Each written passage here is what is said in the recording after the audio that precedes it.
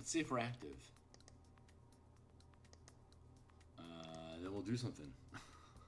We'll do some stuff today, folks. We're going to do some artwork. Checking in with my signal, make sure I'm live. We're going to do some artwork. Sounds like I am. Checking in with my signal, make sure I'm live. Good. So let's drop that down there to get it out of the way. The volume, make it quiet like there. Here, blip, blop. I'm going to do some social media posting here real quick and regale you with my origin story. We'll get to start here in about a minute, so if you're here in the future, you can skip ahead. But if you're trapped here now with me in time space, my name is Phil Kearney. Hey, I create role-playing games, I illustrate them, I publish online, and we're creating an Eberron Adventure. How's about that? Eberron's been my favorite setting to run D&D. I ran Cypher system as well. Those are the only two systems that I've ran in the world of Eberron, but boy, it is my favorite world. So I've been using it since about 2006. I've been DMing since 1987. I've been a freelance illustrator since 1999, and I've been creating content on the DMsGuild for 5th edition Dungeons and Dragons since 2017, but I've never made an adventure, so that's what we're working on right now. Crystals of Mabar, 4 to 5 characters, level 7 to 8. If you want to do all the content in here, you could start them off in the village at level 6 instead if you wanted to, and you'll be able to end up at level 9 at the end of this. Fighting undead and emerald claw zealots in the forest of the Carnwood in Carnath on the continent of Corvair.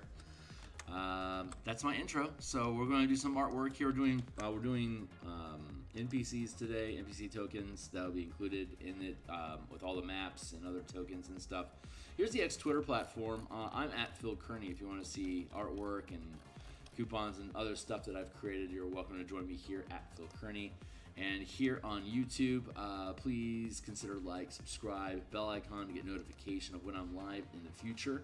We're at episode 325 of creating the map assets and creature tokens, page layouts, design, and once the page layouts are done and the tokens are done, we'll be doing artwork directly on the pages of the adventure as we go through the book.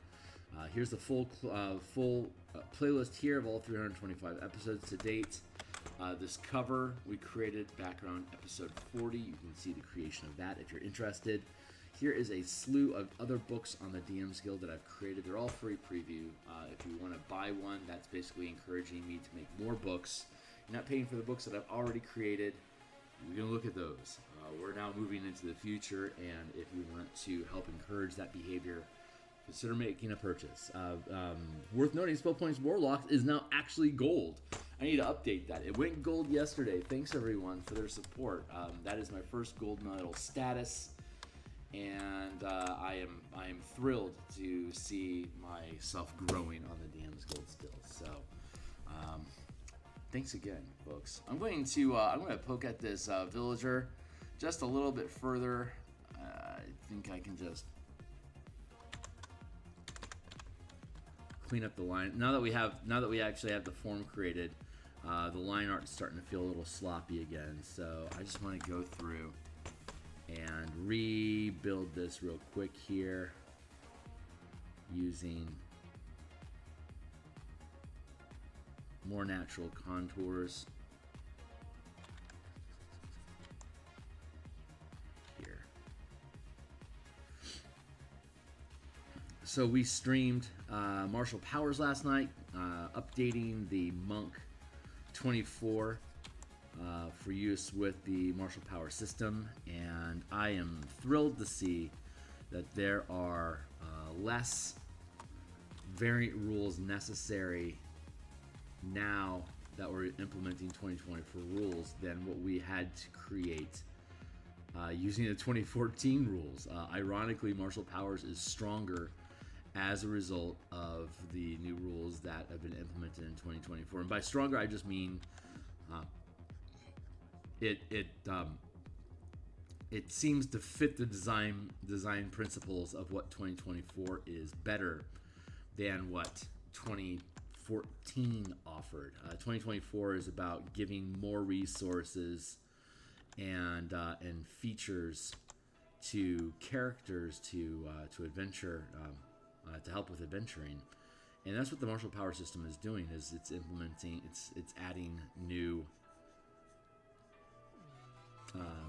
magical spell-like options for martial characters to be able to compete in the level of selections that the casters have. And so far it's been coming along really, really well. I'm thrilled with the design. Playtesting's been a lot of fun. There hasn't been anything broken that we've seen in testing yet, but I need to. I've been doing a sandbox hex crawl style campaign to play the characters in, to make it more of the kind of campaign that I enjoy to run. So it would be fun to run. But I think what I need to do for the rest of the playtesting, we're going to do playtesting from level 3 to 10. 3, 4, 5, 6, 7, 8, 9, 10. Four separate blocks. I think I can run maybe like 4 sessions for each, like 2 sessions each for a grouping of 4 before upgrading, before stepping from 3 to 4 to 5 to 6. I think I want to do a hex, instead of doing a hex crawl, I think for now I want to do a dungeon crawl, a mega dungeon that has a tight environment with a lot of monster density, so that the team is drilling through resources more quickly in a more immediate setting. So I think that's going to yield more productive results for us to see how slinging mana around, how exhausting resources. It'll be a little bit more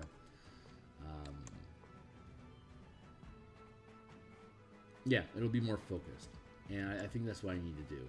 It was probably a mistake for me to like build out like a normal campaign that I would run around for playtesting.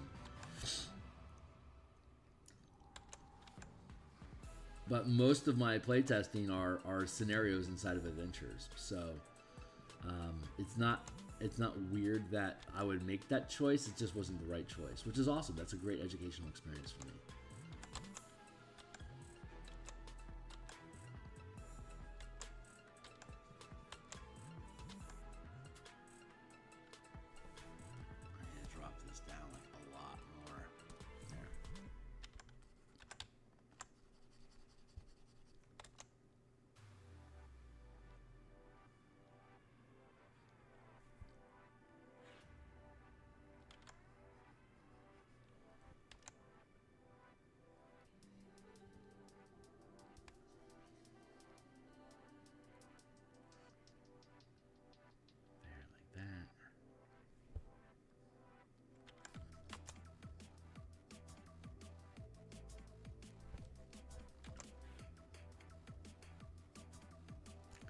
But I think I've pretty much proven myself that the hex crawl system works pretty well. I'll be able to continue using enchantment effects inside of the mega dungeon. I'll just be able to create different zones, and each of these zones will have different enchantment and effects. And I can still use the color mana system even if we aren't running around inside the hex crawl. I can just design it to be more like Underdark or Undercity instead of caverns, or who knows. We'll figure it out. But we'll do it all on stream. It'll be fun. We'll figure it out on stream is what I'm trying to say. I don't play test on stream because playtesting is for testing, not entertainment. And it serves a different purpose. If it's entertaining for the players, then that means that we are succeeding.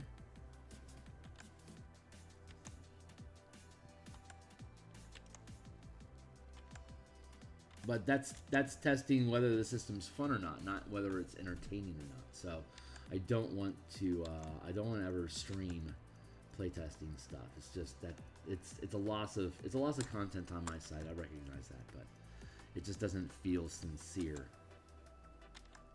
to be attempting to scrutinize and argue and debate different points of the system if it's in front of a live studio audience. You know, it doesn't feel right. It's looking too much underneath the hood while the sausage is while we're still building the engine, I guess, is to not mix analogies.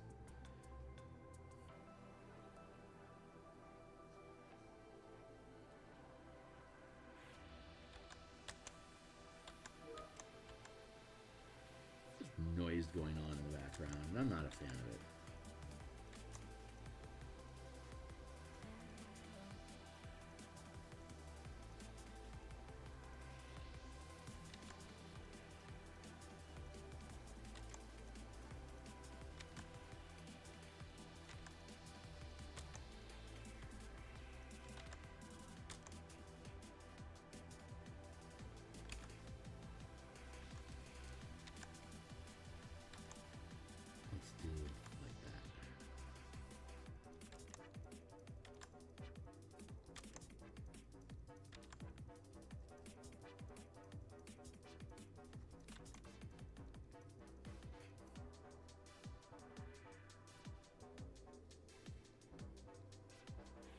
That'll do.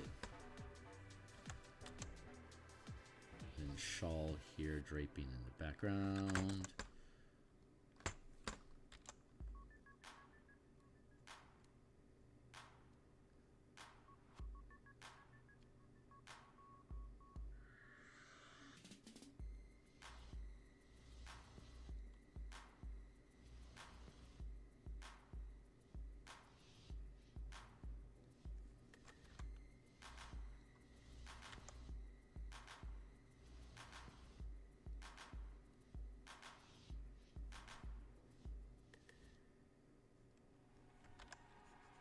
There, it'll go like that. We're almost done with the line art, and then we'll get into the color. But now that I'm happier that the line art feels more organic, then I think we're just gonna have it's gonna be much more fun. And then of course we'll bond the line art into the color, and we'll blend it together when we finish. Why is this challenging me? Thank you.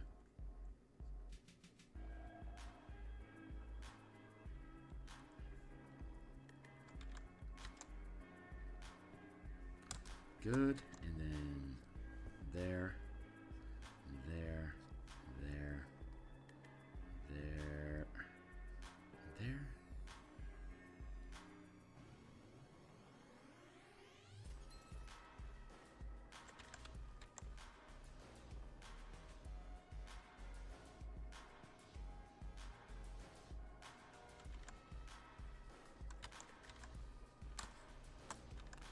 Finish strong. There we go. Good. Oh, that's looking really good. I'm happy.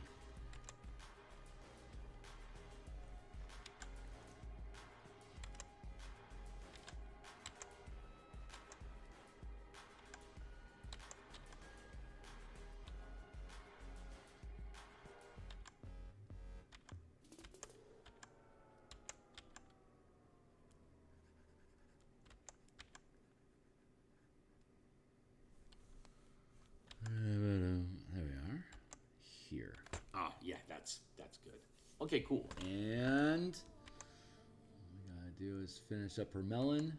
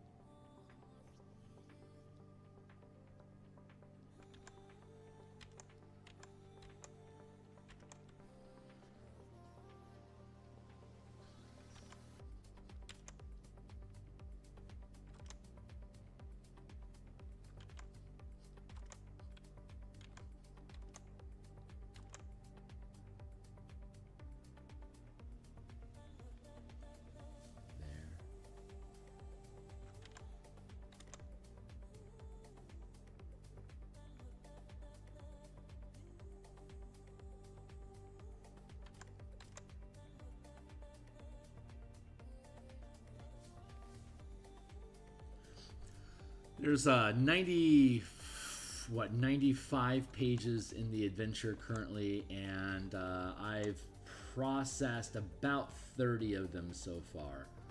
So it's technically somewhere between 27 and 37, but there's 10 pages of monsters and NPCs that I'm still figuring out the formatting on, but the rest of those other pages, like that the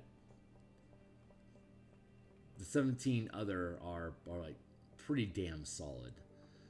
To the point where I can consider doing artwork on them.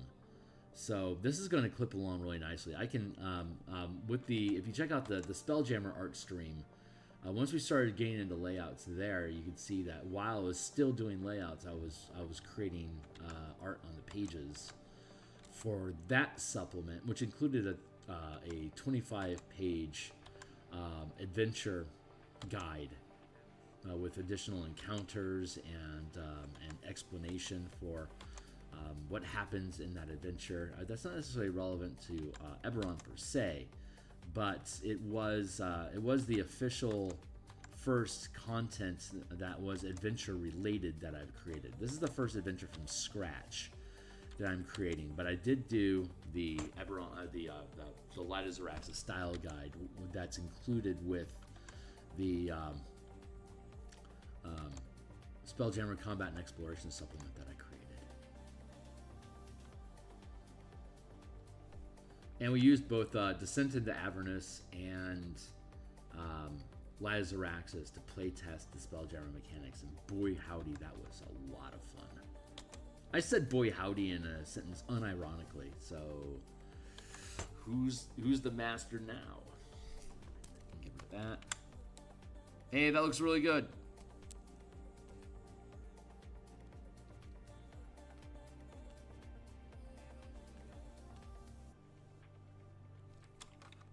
Much cleaner.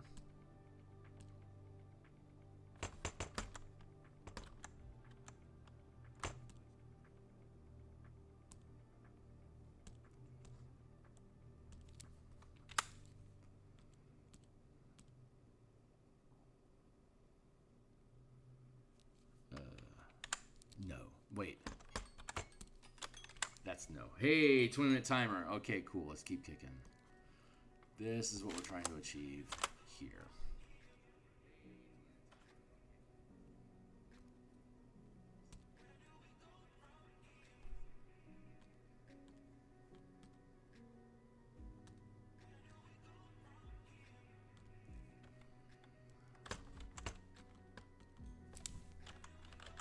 Color.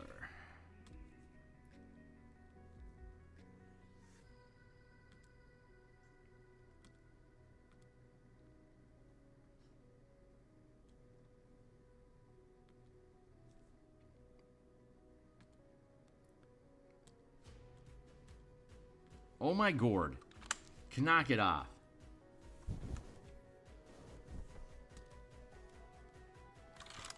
Duplicate. Get that into the black and white layer. Thank you. Now we are resolved. Thank you. Take this and drop that down a smidge. We have all of this underpinning art, which we're going to keep concealed for now. Let's start the coloration. So coloration. I call it coloration. It's so funny. Okay, faded character. I want to go with maybe like a Greek vibe. I'm feeling Greek. So Greek peasant garb.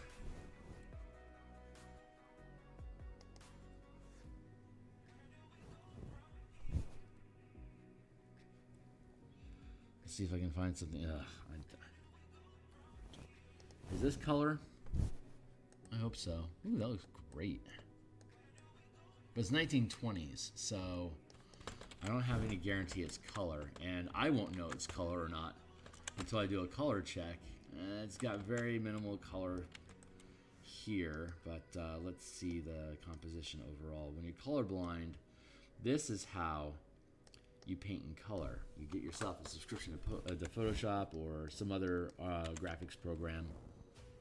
Hey, all right, it's muted, which is appropriate.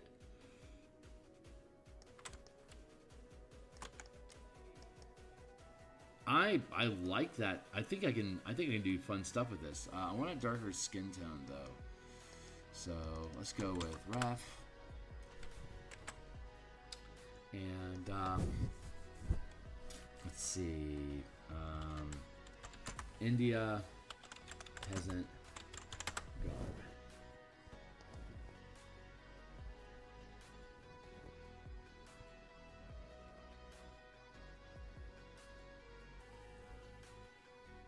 Not quite the tone that I want. Ooh. that feels like that feels like what I wanted. Free transform. Chomp.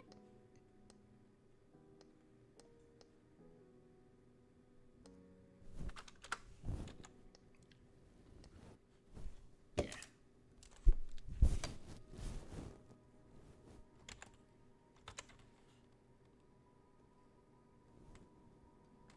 And not dark enough.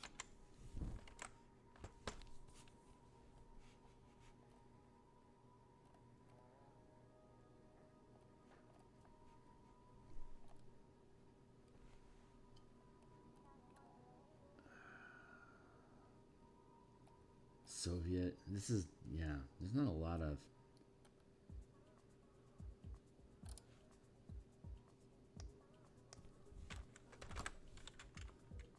India peasant guard. This is more than I'm thinking about. Thank you.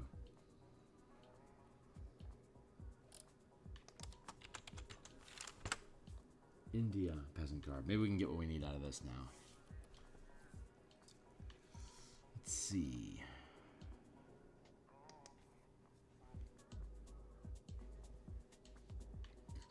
Not bad.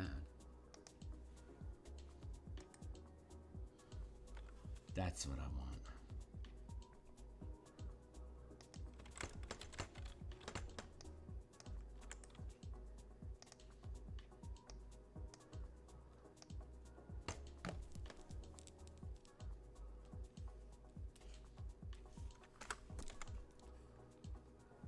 Perfect.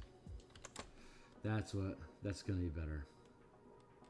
Let's go with a mid-tone, dark tone.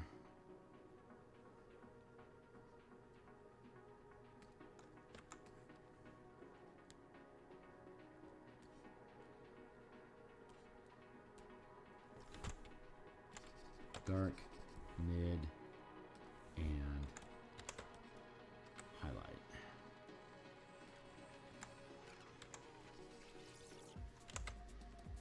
Cool. Let's go with skin.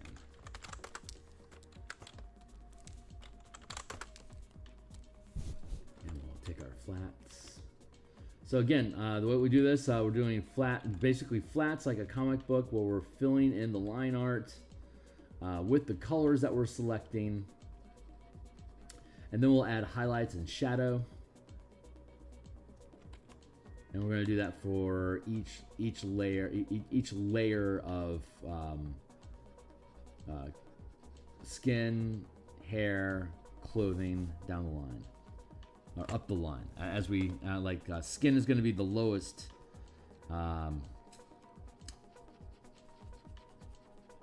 layer, the bottom layer that things will stack on top of.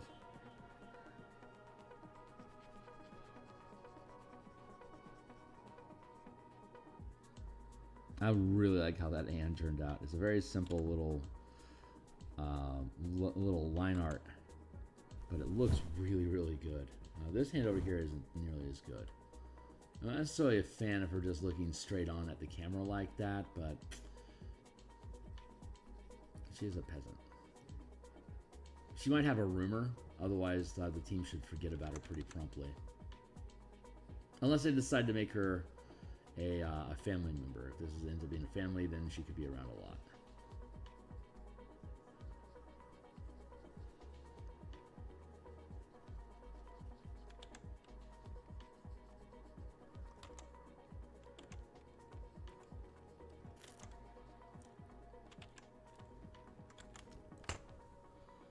Feels good though.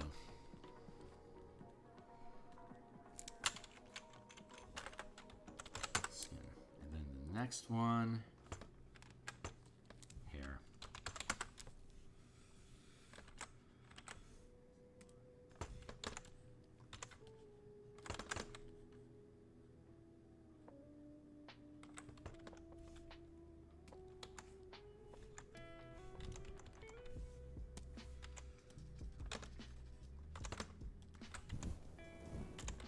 I'm gonna go with this.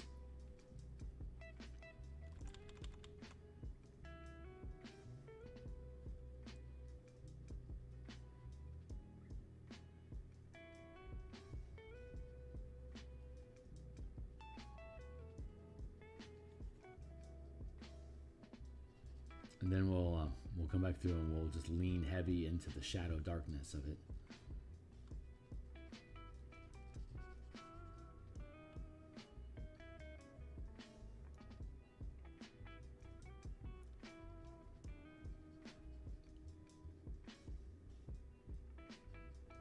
Do we have one more peasant after this?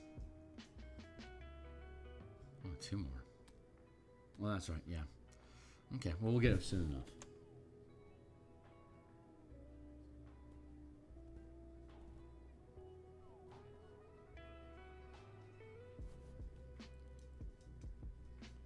I think my goal is to start in on to start a new block of NPCs on Monday. So this Friday will be the last day that we're streaming this peasant art, and then we'll be moving on to we have lab researchers, alchemists. We have, I think, 3 or 4 painting of either 2 or 4 additional illustrations to do for that set of characters. Then we have an ultraloth and a mesoloth to create, and a blood golem.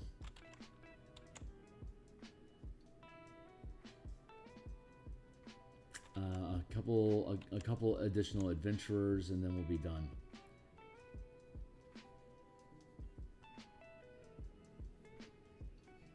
With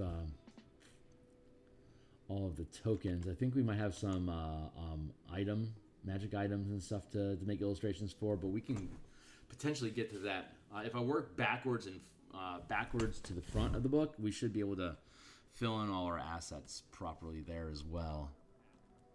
Hair.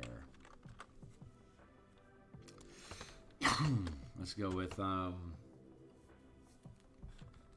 dress, and then belt, wrap, poncho.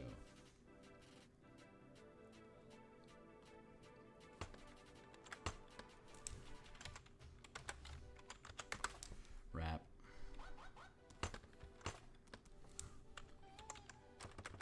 Bibs and bobs, including belt, necklace, and stuff like that. Bangles. And then poncho.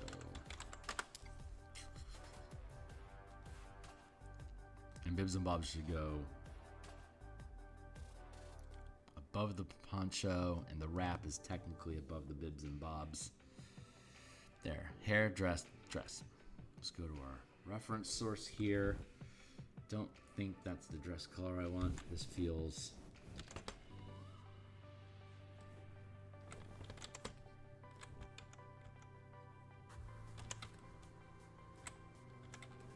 There. Midtone. Highlight.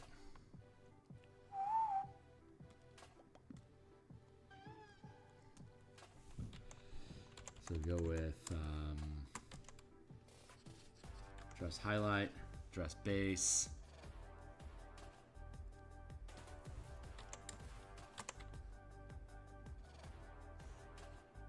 dress shadow.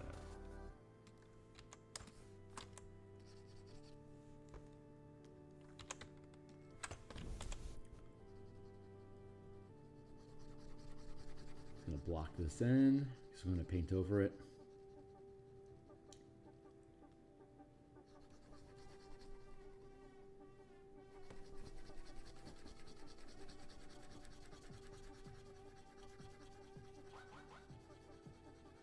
I know there's like autofill functions and stuff in Photoshop, but I really like to do it manually.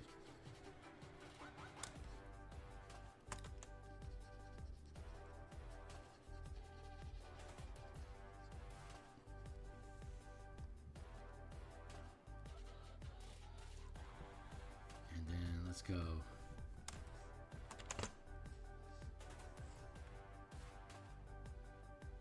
Maybe a mid-color like that. Well, hey, Den guy, what up?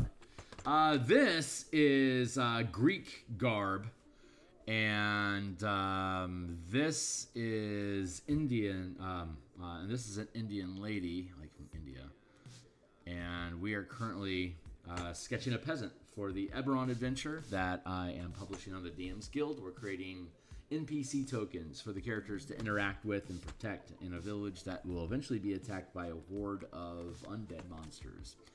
So we are attempting to increase emotional connection to the village that the team could potentially choose to defend if they decide they have an emotional connection with the community. So I'm currently sampling colors. I don't see any color, so I'm 100% colorblind. So when I paint in color, I have to go find color references, and then I create a little color guide. You can see over here, like here's the skin tones that we chose. Here's the underdress colors that we chose. Here's the 2 colors we chose for her hair, and then right now we're building this poncho color. So I grab highlights and the shadows from these. I use the there's the RGB slider in the upper right hand corner there. That's what allows me to identify if a color is good or not. So like here's the mid-tone. It has like a little bit of a purplish going on, and a very mild highlight and a much darker shadow. So I want to see if I can find maybe a better mid-tone.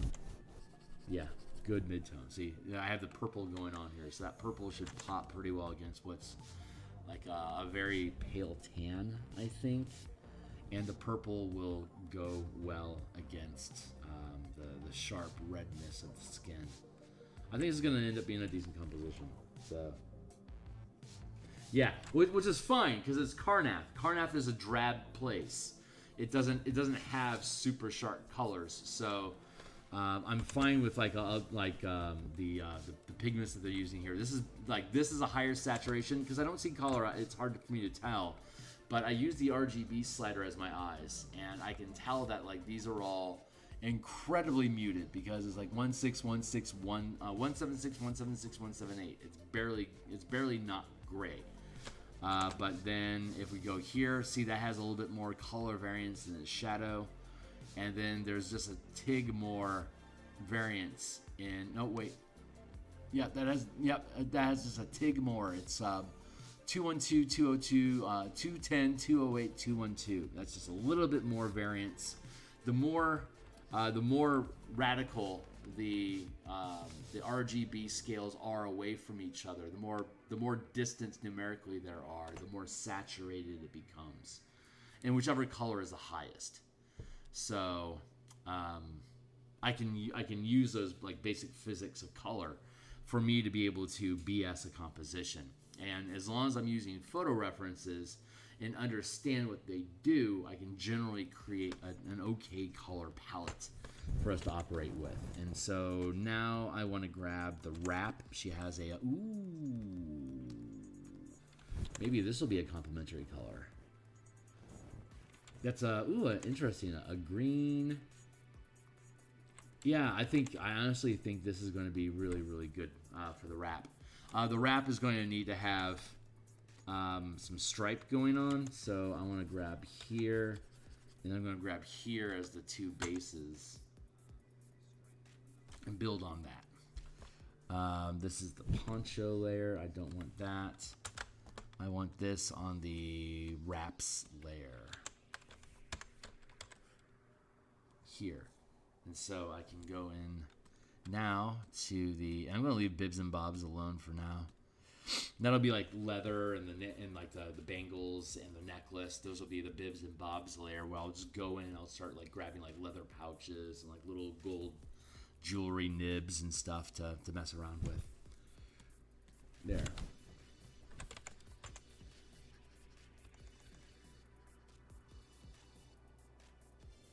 Purpley. Hey, what's up? Random NPC number 3. Who knows? Maybe she's working at the grain mill, or could just be working at the stables. It doesn't really matter. These are unnamed NPCs. That there's 6 of them that are just stock. It's just they're just stock images basically that the team can drop in. It's like, oh well, we need more villagers in this conversation, so let's just grab a couple, and then there you go. And then we're gonna have a couple woodsmen like lumberjacks and stuff, and manual laborers, just a variety of unimportant NPCs.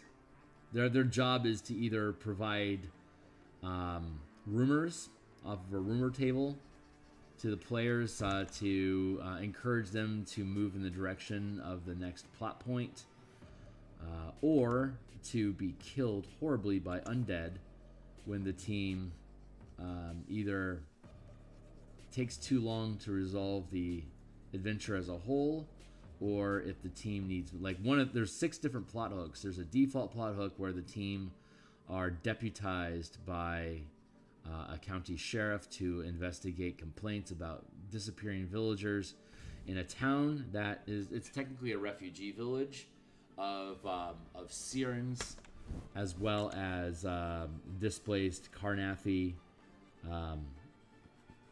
citizens, veterans, soldiers, retired that are looking to start farming instead of killing. And no one's asking any questions, which is the way it ought to be. So these are undocumented communities that are cropping up along the Carnwood. The Carnwood is famous for being haunted. It's a dangerous place to be, which is why there's open land adjacent to it, which is great for farming because it's been untouched, basically. So these people are trying to start a new life wherever they can. And in a dangerous area like this, there's not a lot of documentation being requested, so they can settle there. But when a bunch of there's a bunch of Karnath soldiers that are supposedly doing some sort of operation there, but while they're there, people will start cropping up as missing, and the military won't tell them anything about it. So the citizens there, they're like, look, I know that the military has authority and stuff, but something seems wrong. Let's ask a county sheriff to investigate what's going on, because they'll have a level of authority equal to the military to be able to ask, what's going on here, to put our concerns at bay. And so that's what gets the characters into the adventure, and they are deputized, so they get a badge, and they have the right to ask questions of anybody that they encounter, because they have legal authority to be there.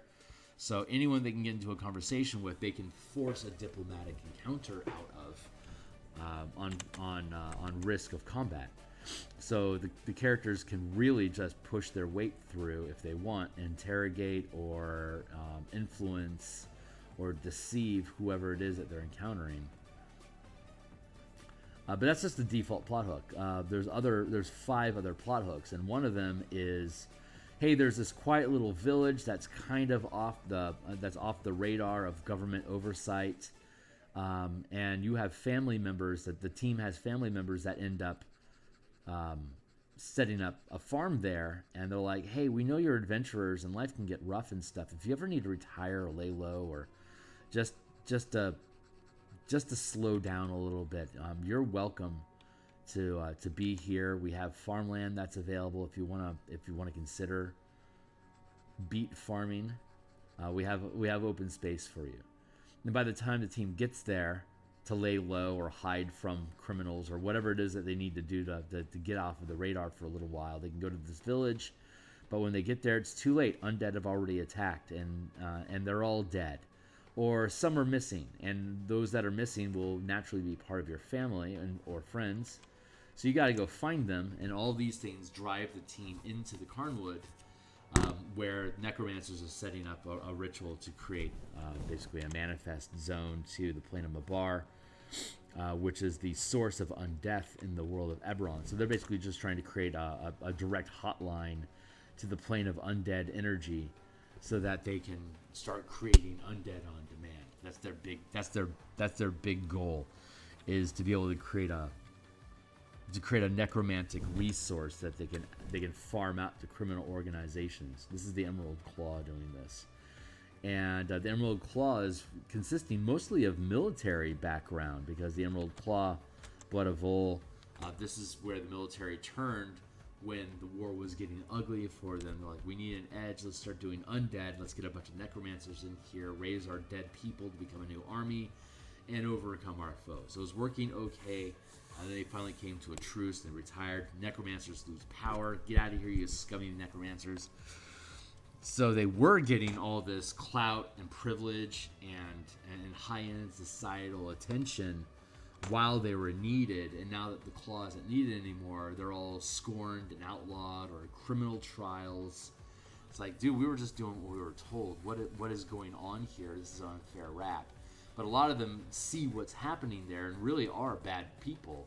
Like, okay, well, we need to start setting up operations for ourselves, and that's what we're dealing with here, is a rogue cell of Emerald Claw Zealots that got access to information they shouldn't have, that's letting them do unnatural stuff.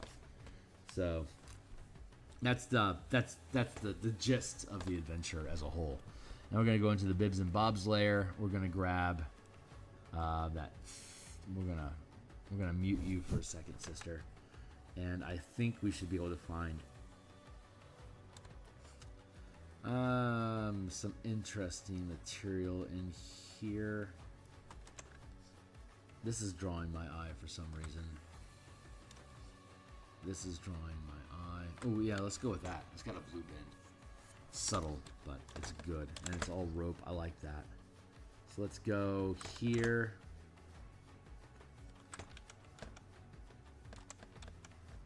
And here. Those are very muted, but that's okay.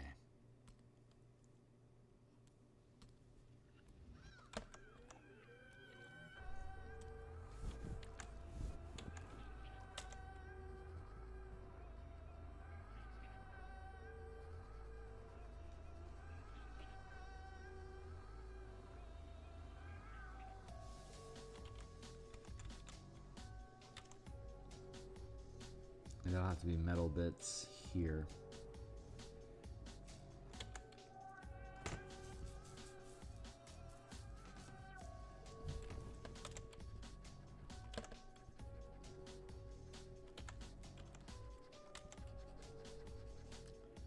Like that. Let's push this down just a little bit more.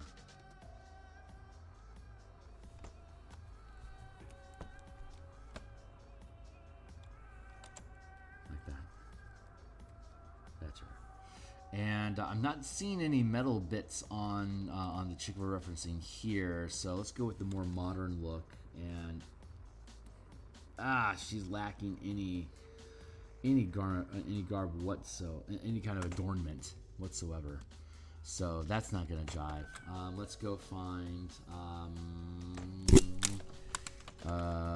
jewelry, buckles, clasps. Let's do that.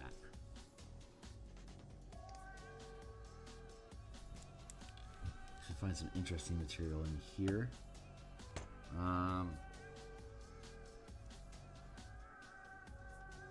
Oh, that's interesting.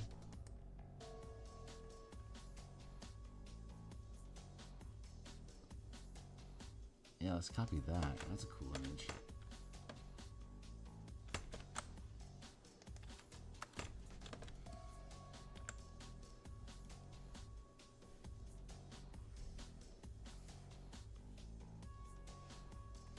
I have to remember this.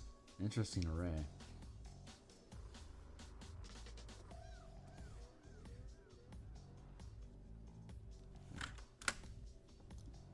Oh, this is fucking perfect.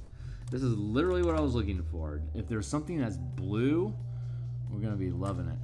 Gold for her necklace, I think will be good. That'll do.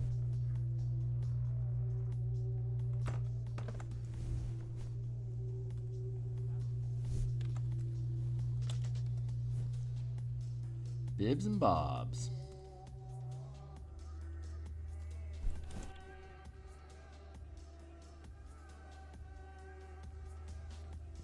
There.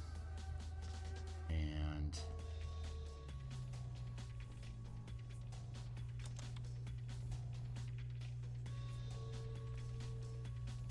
gold mine. Haha. Yeah, absolutely. My victory is your victory. Prepare to be entertained.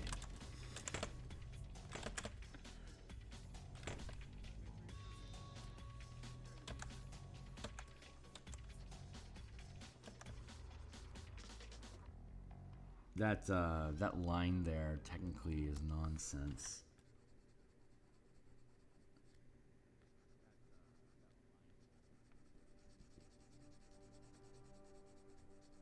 I want to get rid of that. Yeah.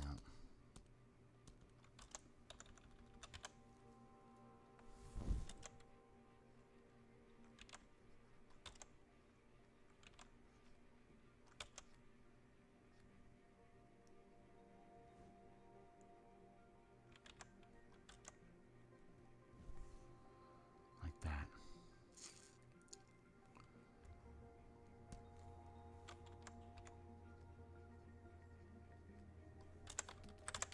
There. Better. Better, better, better, better, better, better.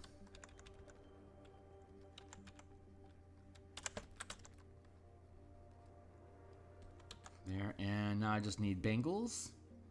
Oh yeah, necklace. I think I saw a gold reference. I want to say this was it? No, this. Yeah. That's got a kind of a more goldish look to it. I think that'll be good. So we'll grab that. We're gonna make that for both the bangles and the necklace, and then we'll use something more chrome-like for the beads on the necklace. There's that and that.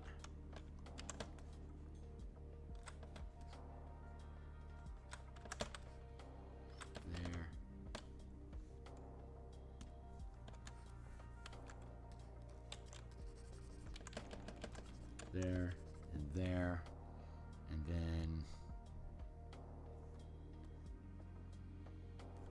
I need a shadow. Oh no, I need a highlight. There.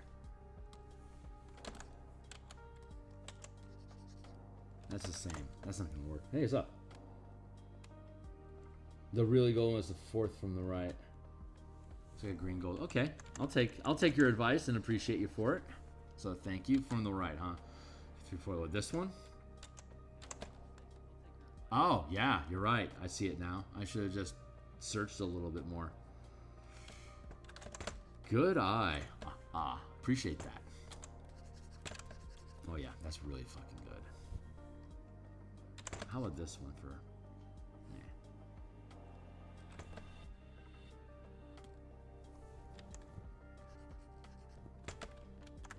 Interesting.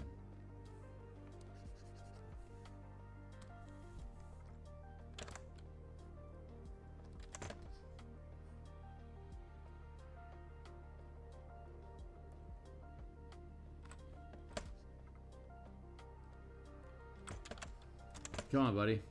I see you. Thank you.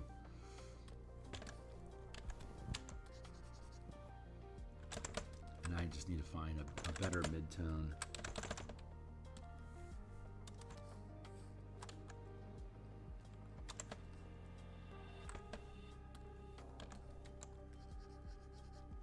Nope. Challenge accept. Oh, there we go. Perfect. And then I just want to grab a little bit more of a highlight light. Just like that. That's going to work out. All right, cool. Nice. Thank you for the help. I really appreciate that. We'll figure out our eyes and stuff here in a bit. That's a little weird. Biz and Bobs. Let's keep it at it. Here.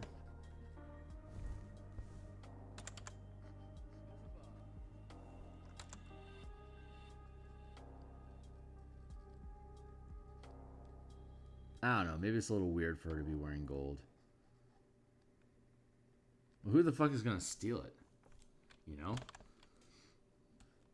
Yeah, let's just leave.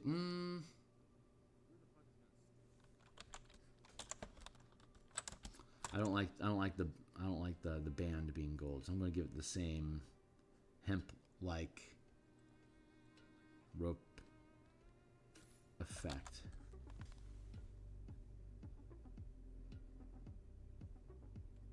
Maybe not. think that'll work.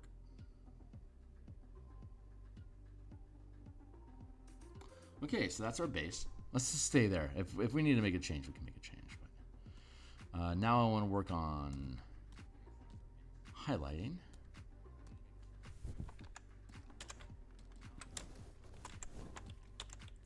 And darkness. So we'll work on, we're going to work on each individual color block layer now. So we're going to work on shadow, and then we'll do highlights, and then we'll move on to the next block.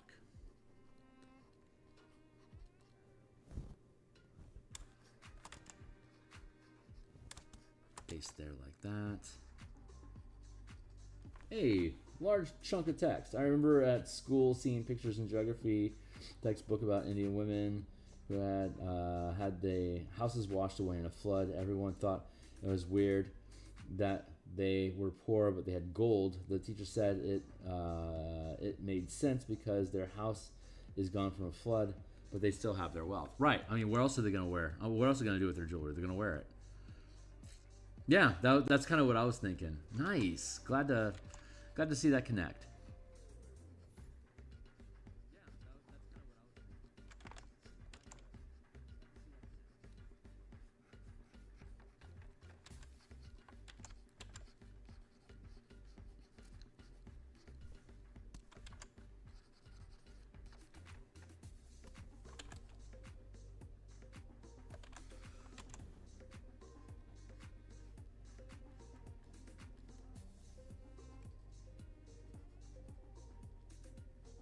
I don't want to do too much shadow underneath her chin,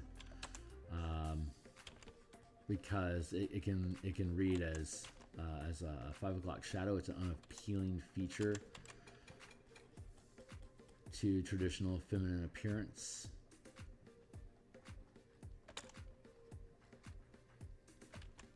So I have to be mindful of that interaction.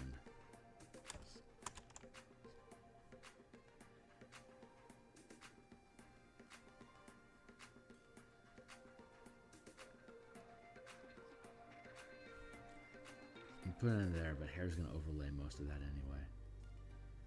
And there.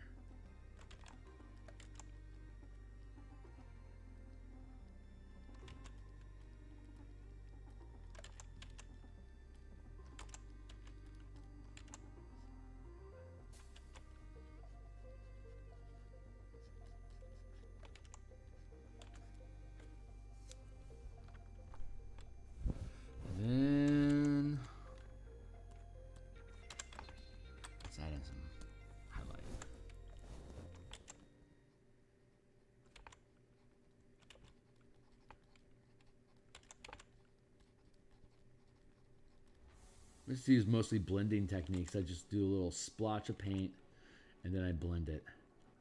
I know that there's more efficient means of painting, like picking the specific hue that you need and then just like dropping it into the shape that you want. But I think this smudging style kind of adapted around this three-tone technique that I use, and then having them blend together manually. I think it's because I don't literally know what each block of color is, so if I just use a blending technique, I feel like whatever the color palette is that I use it just feels a little bit more natural by doing a blend like this. I don't technically know if it's better or not, but that's the issue. Is I can't. I can never technically know. It's all guesswork for me. So hey, you showed up late. So here's the book cover that we created. Yeah, Shane's a lot of fun. Here's a cover that we made. Here's different adventuring characters that are venturing into the dungeon here, and then another set of adventurers here. There's an underground facility where the necromantic activities are happening, which is hinted by this door. There's a cemetery on the surface, and there's an abandoned fort on the surface, both of which have tunnels that can access the underground facility. And then there's an elevator shaft. This is the the gatehouse that sits on top of the underground dungeon. So these are the 3 surface level locations that the team can explore. All of them lead into the dungeon, and then the dungeon itself has multiple rooms and monsters and stuff to fight through. But there's this artifact called the Eye of Mabar. It looks basically like this, and when the a ritual that you can use with the Eye of Mabar, it creates a manifest zone that basically pierces the veil between realities that lead into Mabar. And when the ritual is finished, it creates a permanent portal that opens to that plane. But one of the side effects of performing the ritual is the eye keeps shedding this necrotic ooze that fills the space where the magic circle that performs the ritual is at, and it eventually forms this chrysalis around the person that's performing the ceremony. And there's this an energy that's being the moon Sephiroth is the moon that's associated with the plane of Mabar. So the artifact pulls energy from the moon Sephiroth to fuel the creation of this chrysalis and to generate the manifest zone. And when the ritual completes, it takes 46 days to complete, because that's the orbit that the moon Sephiroth has around Eberron. So you start when the moon is full, and you keep the ritual going the entire time until you get the full moon again, and then the ritual completes.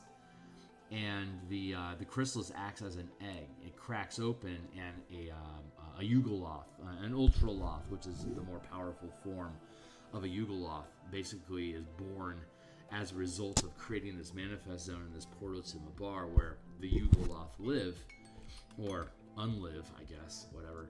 And so you create a manifest zone, a portal to Mabar, and then as a result of it, the caster becomes a Yugoloth. Ultraloth, which is like CR14 creature. Very, very powerful, incredibly strong magic. It's a great benefit for the ritual caster, and they basically become the lord of this of the manifest zone and have control over access to and from the plane of Mabar. So your team's job, when they find out what's going on, is to stop that from happening. And depending on what plot hook you use, you might know what this is going in, but like the default plot hook of the sheriff, or like with the villagers that you're invited to live with, you don't know any of this going in. You find out about it as you get further and further into the adventure. It's like, wait a second, what are they trying to do? Oh yeah, we gotta stop that. But you could also start with a plot hook where, like, hey, we know there's a manifest zone there, and we know that somebody's doing powerful energy there. We need you to go there and stop them. And there's a couple different plot hooks that work that way. So it's a lot of fun. A lot of fun. So that's kind of what's going on there. Oop, I did not do my due diligence of working this shadow into the flesh here.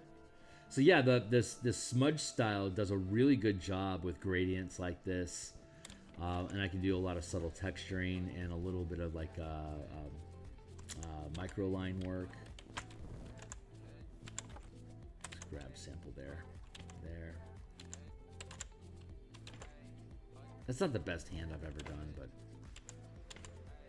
it's just a peasant. I really don't need to worry about it too much. I'm not gonna dab the nails. Whoa, where we go? There we are.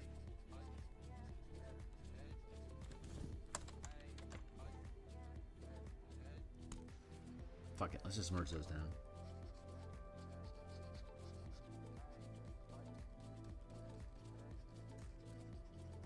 So we'll go through this process. We're going to do this cell shading. This isn't cell shading. This is gradient shading. Sorry. So we're going to go through this process of gradient shading with each of the individual layers. And then we're going to bind, we're going to reduce the strength of the line art a little bit more. And then we're going to bond the line art into the color as a single layer. So I can then work the line art in as additional form shading. And then when we finish that process, here was the initial sketch that we did. Here, I'll push this up to here. Here's some of the initial sketches that we were doing with this, and we're going to keep all of this as information that's basically overlaying the rest of the sketch. I'll erase all this extra line, but all this interior stuff becomes filigree and texture and different folds and creases that add extra volume and interest to the composition. So I'll end up shaving this all down like this, so none of it is poking out of the line work that we did. But it'll be able to add a random, an element of random chaos to the clothing and to just the form in general, since it's all light sketch work and it's not nearly as structured. It just adds a little element of chaos to the affair, so it just feels a little bit more organic and natural and less contrived and cozy illustration like, you know.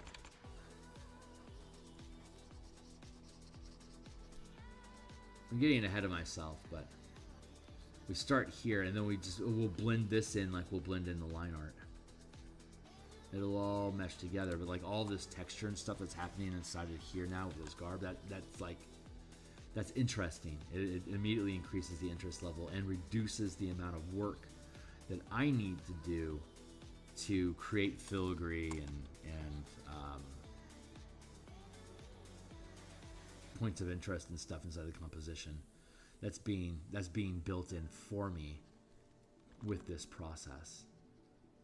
And I do this. If you check out the earlier streams, the other Eberron earlier streams, you'll see me doing the same process with every single one of these tokens. Like when I do the initial sketch work to figure out what the character wants to look like, I then refine it with ink, the inking layer to make it like good solid lines, so you can have a black and white version of it as well as this color version. But then none of that information is like we use the whole buffalo, you know, by using all this sketch work to help add texture and form to it. So anyway, that's the process that we're going through. But I don't need that right now. But that's where we're going with this. That will eventually become really important. So I'm going to drop it down to here. Well, not really important. You know what I mean. Maybe you do. Yeah, thanks.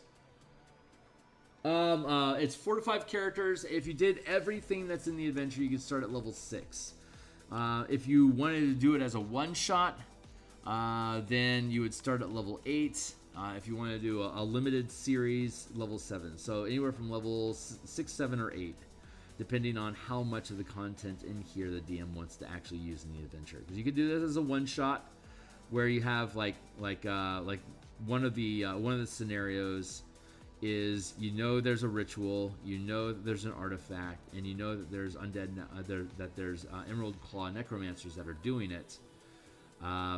You need to go in and kill them, and so you get teleported directly into the dungeon, where it becomes like an 8-room hex crawl for you to find where the necromancers are performing the ritual, and then kill them, and then the end.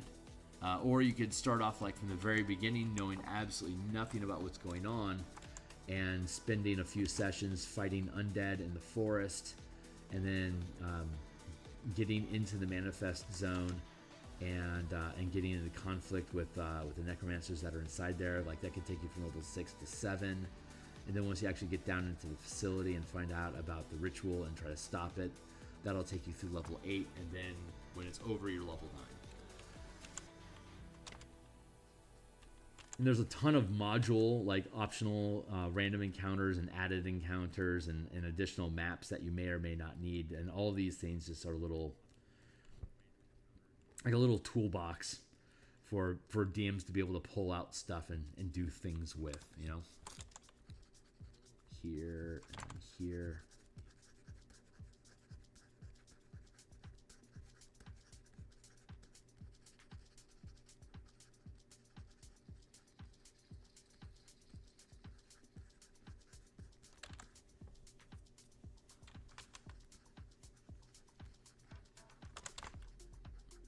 I'm going to blend out that line quite a bit.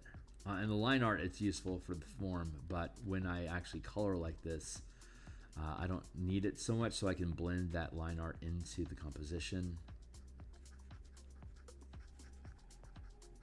the more I disintegrate the line art, the more semi-realistic it becomes. Yeah, I think I'm okay with that.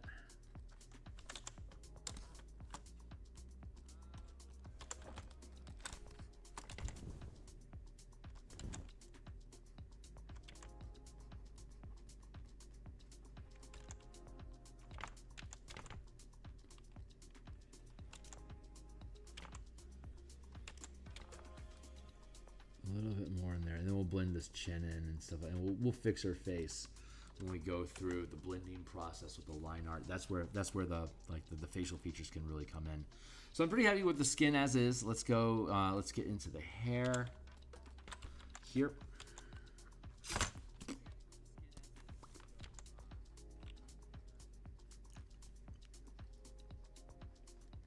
Now we're mostly going to be interested in shadow work here.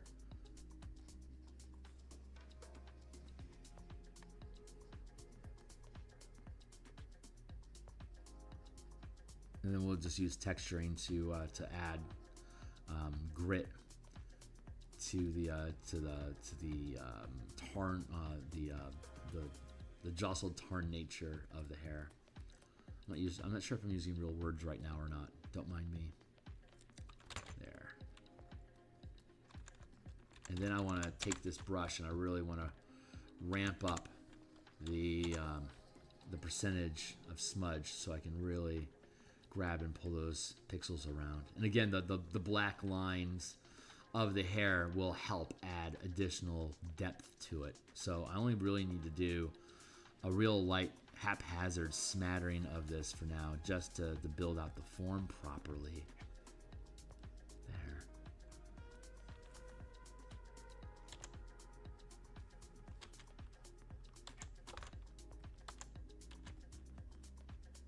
And then we'll be able to come back through and do a more refined second sweep. I love that. That's nice. So, hey, okay, man. Thanks a lot. Like, subscribe, swing by. I'm here 10 times per week. Here in the mornings doing artwork for the book, and then in afternoons and evenings and on the weekend I do design work for new mechanical systems for the 5e game. So, yeah, if you think this shit's cool, stick around. Love to have you again. So, you have a good day. Cheers. And 7:40. I've got about 10 minutes left myself today, so we're gonna probably get most of the lighting figured out here today.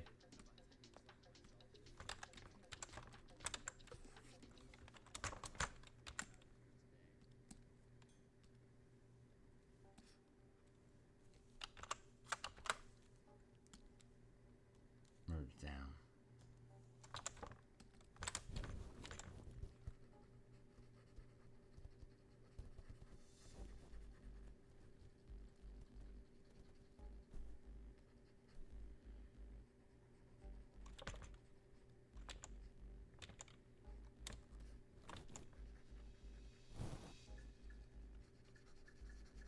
And by having, see, I can be careless in my shading effects here because they're underneath this wrap. So there's no risk of that messing it up, and it actually makes it easier for me to shade like this because I don't have to worry about the lines. I can just blend there like that. And this, again, this line art will all get blended in as texture contour stuff here in just a bit. Well, tomorrow. Let's be realistic. I'm going to bounce out of here in about 10 minutes. And then I'll be out for the day. I'll be back tomorrow morning to finish this up and start it on the next one. And we'll just keep cascading through these until they're all done.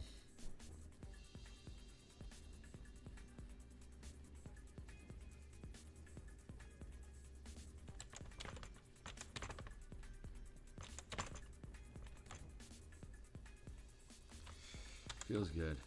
Let's go here with some highlights. Drop those in here.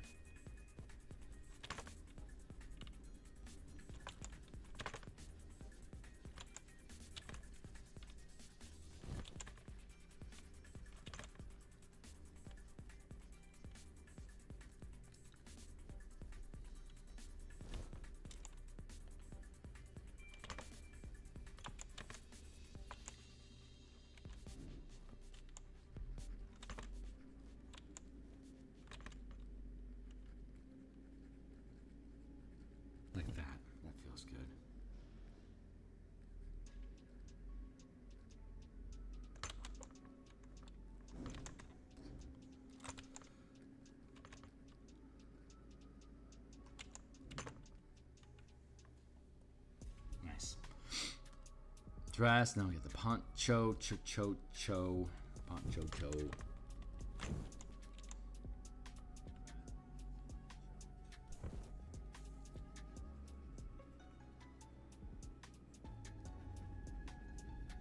Nice.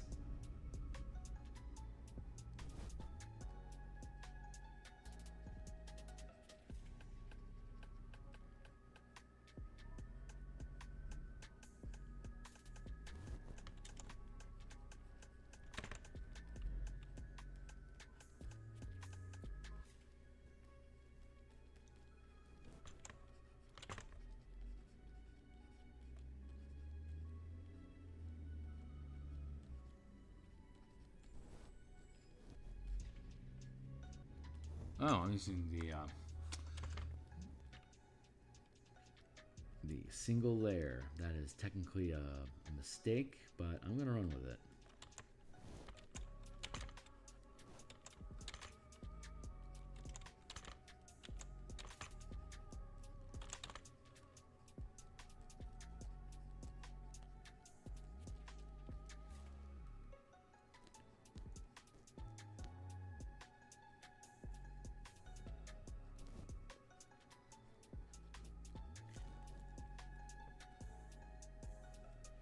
Real simple.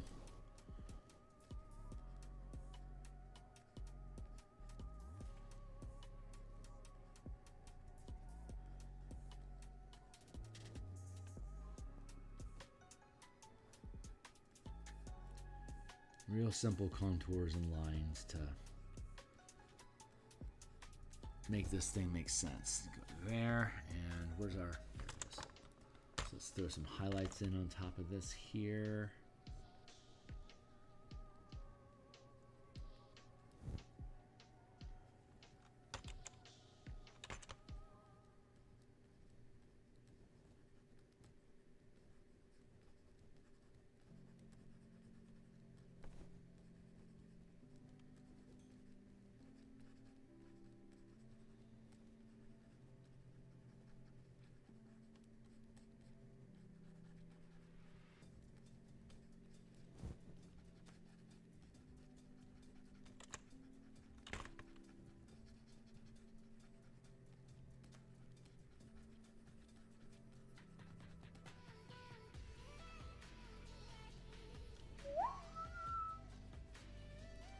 Ooh.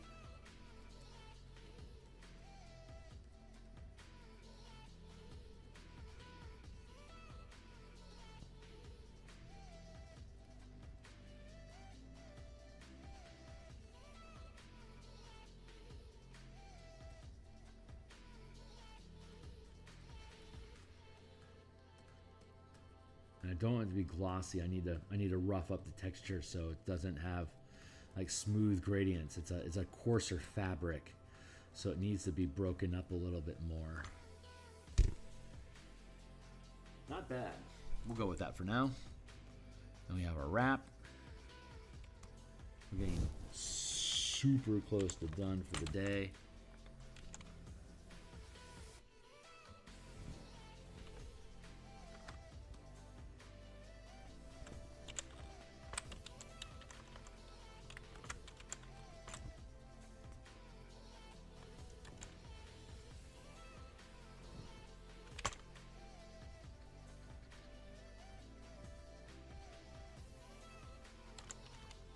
Same thing. I don't want to have any. I don't want any too radical gradients. It needs to be a rough hewn.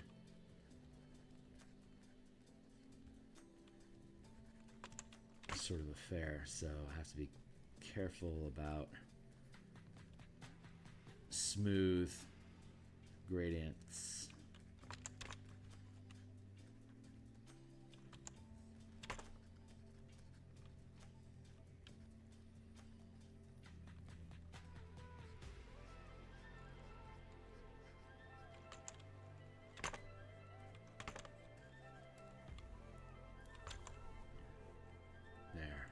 Oops.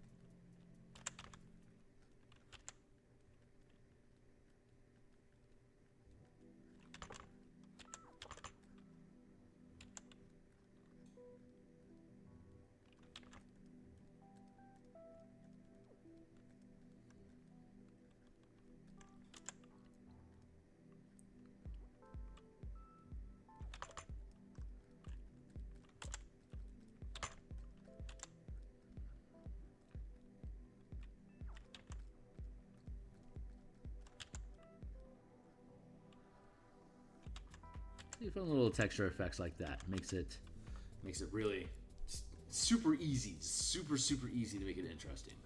So we got that taken care of, and hey, there's my timer. So I'm just gonna hit the green belt here real fast, and that.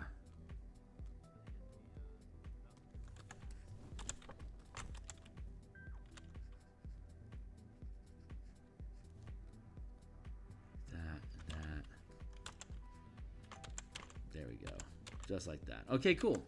So I'm gonna leave this. I'm gonna leave this here like this. I'm really happy with how this piece is coming along. It's turned out very nicely. So when we come back, I think we're at a point where I can just blend. I can just burn these all in together, add the texture in, the texture layer in, and continue manipulating this. So man, I really like how that's looking.